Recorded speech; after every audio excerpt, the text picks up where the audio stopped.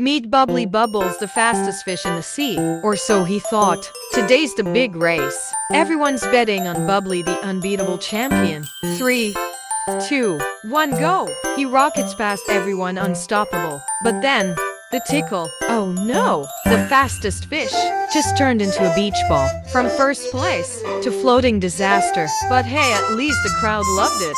And maybe being the fastest isn't everything. Sometimes even the best racers need a little blowout.